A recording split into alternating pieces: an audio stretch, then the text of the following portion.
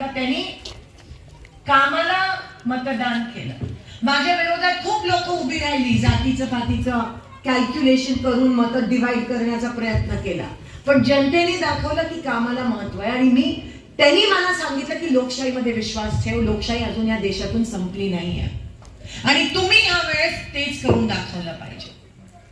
जे तुमचा वापर करतायत ही लोक, हे लक्षात आणणं महत्वाचं आहे.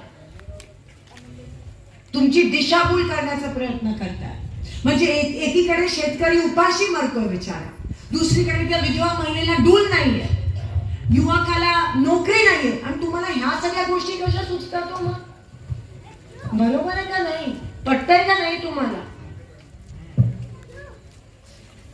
म्हणून किती ह्यांची प्रवृत्ती आणि ह्यांची मानसिकता किती हानिकारक आहे आपल्या देशासाठी, आपल्या गावासाठी, तुम्ही विचार करू.